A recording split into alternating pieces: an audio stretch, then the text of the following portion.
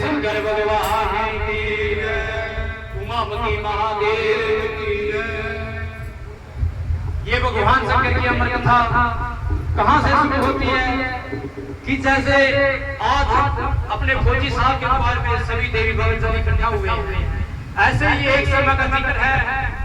भगवान शंकर के कैलाश पर्वत के ऊपर 33 कोटि देवी देवता विराजमान थे।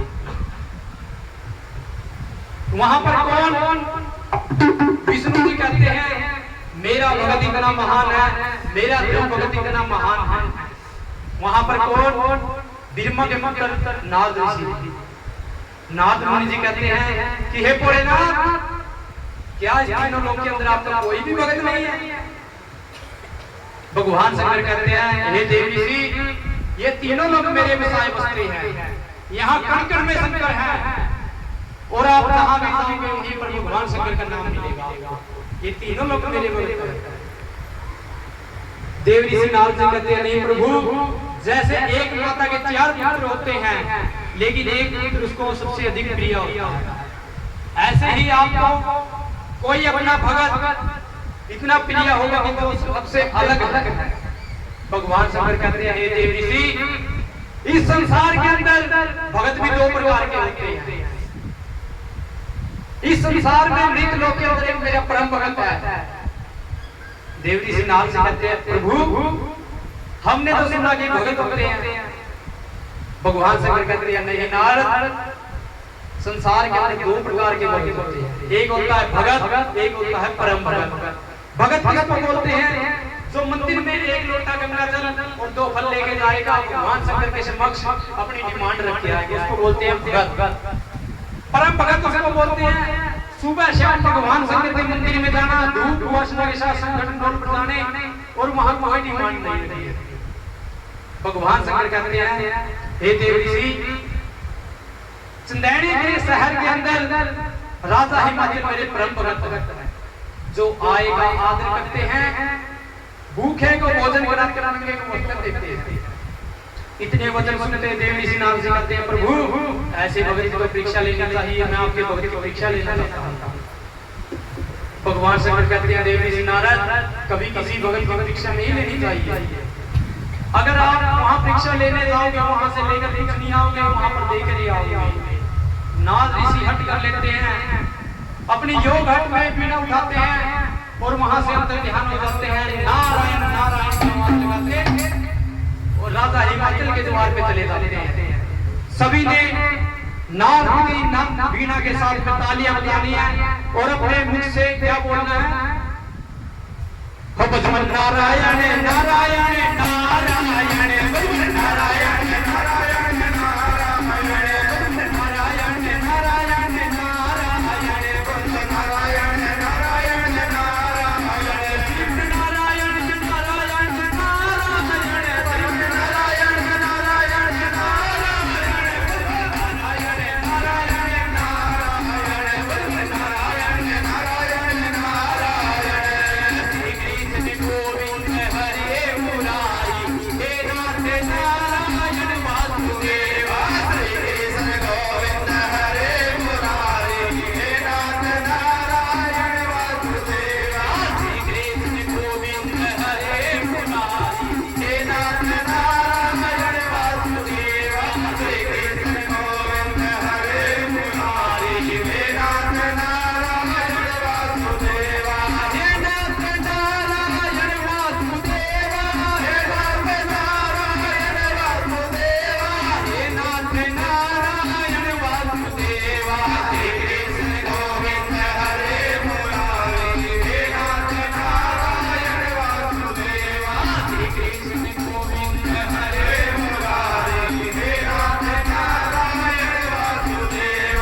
नारायण नारायण नारायण भजन नारायण नारायण नारायण नारायण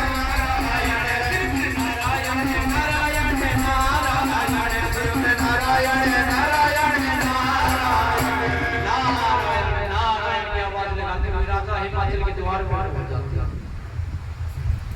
राजा हिमाचल देव ऋषि की आवाज सुनते हैं और नंगे पांव आकर के देव ऋषि के चरण लगते हैं। बैठने के लिए कुशा का आसन दिया, खाने के लिए अच्छे अच्छे स्वादिष्ट भोजन दिए। और जिस समय देव ऋषि नारद जी भोजन करके वहां से निकलने की तैयारी करते हैं, तो देव ऋषि जी वहां पर क्या लेने आए थे? क्या लेने आए थे भाई देव ऋषि राज हिमाचल के द्वार पर? रिक्शा। क्या लेने आए थे? रिक्शा नहीं, परीक्षा। तो देव ऋषि नारद जी वहां पर परीक्षा लेने भूल जाते हैं और वहां पर आशीर्वाद देना शुरू कर देते हैं। कौन से आशीर्वाद देते हैं देव ऋषि नारद जी? अन्न खाए बड़ा सुख पाए, अन्न के दाता सदा सुखी, वस्त्र दाता गुलाब। जाओ राजन, आपका राज सदा के लिए अटल रहे, अटल रहे, अटल रहे। आपके बाल बच्चे जीवित रहे। इतने आशीर्वाद सुनते ही राजा हिमाचल और माता मेनका की आंखों से अश्रुधारा शुरू हो जाती है। देव ऋषि नारद जी सोचते हैं कि मैंने ऐसे कौन से कठोर वचन बोल दिए जो माता मेनका और राजा हिमाचल की आंखों से नीर बहना शुरू हो गया। देव ऋषि नारद जी कहते हैं, हे राजन, मैंने आपको ऐसे कौन से कठोर वचन बोल दिए कि आपकी आंखों से नीर बहना शुरू हो गया? राजा हिमाचल हाथ जोड़ के कहते हैं, हे देव ऋषि, आपने जो ये वचन दिए हैं ये व्यर्थ आए, ये झूठे हैं। देव ऋषि नारद जी कहते हैं, हे राजन, बिल्वा वाक्यम सदा ही सत्यम। आपको जो ये वचन दिया ये झूठे नहीं जाएंगे। इसका क्या कारण है कि ये व्यर्थ जाएंगे? राजा हिमाचल के हाथ जोड़ के कहते हैं, हे देव ऋषि, 80 साल की अवस्था मेरी हो चुकी है, 70 साल की मेरी रानी की हो चुकी है, मेरे घर पे ना कोई लड़का है ना कोई लड़की, इसलिए मेरा राजपाट कैसे अटल रह सकता है? देव ऋषि नारद जी कहते हैं, जाओ राजन, आपके घर पे एक लड़के का जन्म होगा। राजा हिमाचल हाथ जोड़ के कहते हैं, नहीं प्रभु, इस अवस्था में मेरे को लड़के की कोई जरूरत नहीं है। अगर आपने मेरे को आशीर्वाद देना है तो एक लड़की का आशीर्वाद दीजिए, क्योंकि लड़के से लड़की बनी, जो कुलवंती हो, लड़का उतारे एक कुल, लड़की उतारे पढ़ लिख के अपने माता पिता का नाम रोशन कर देती है, आगे जाके ससुराल में अपने सास ससुर का नाम रोशन कर देती है। इसलिए आप मेरे को एक लड़की का आशीर्वाद दीजिए। देव ऋषि नारद जी कहते हैं, जाओ राजन, आपके द्वार पे शक्ति महाशक्ति उमा भवानी का जन्म होगा। इतने वचन देके वहां से अंदर ध्यान हो जाते हैं, में पहुंचते हैं। भीमा जी के पास जाकर कहते हैं, पिताश्री, ये देखिए कि राजा हिमाचल के भाग्य में कोई संतान है? राजा हिमाचल 4 वेद 6 शास्त्र 18 पुराण खोल के देखते हैं, हे नारद, राजा हिमाचल के इस जन्म में तो क्या, आने वाले 7 जन्म में कोई संतान नहीं है। आपके वचन झूठे जाएंगे, व्यर्थ जाएंगे। देव ऋषि नारद जी कहते हैं, प्रभु पिताश्री, मेरे वचनों का पालन कीजिए। ब्रह्मा जी कहते हैं, आपके वचनों का पालन भगवान शंकर कर सकते हैं, नहीं संसार के अंदर कोई नहीं कर सकता, क्योंकि माता शक्ति के 107 जन्म हो चुके हैं, एक जन्म बकाया है।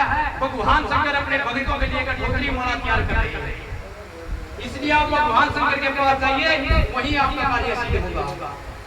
इतनी आवाज सुनते हैं, देव ऋषि नारद जी अपने आत्मा में बड़े प्रसन्न हो जाते हैं, क्योंकि अगर किसी को पता लग जाता है ना कि मेरा कार्य वहीं बनेगा, बड़े खुश होते हैं, बड़ी लगन लगाते हैं उसकी।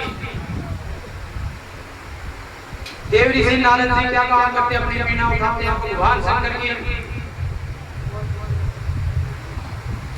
भगवान शंकर की लगन लगाते हैं और गाते बजाते भगवान शंकर के द्वार पे कैसे पहुंचते हैं। बोल शंकर भगवान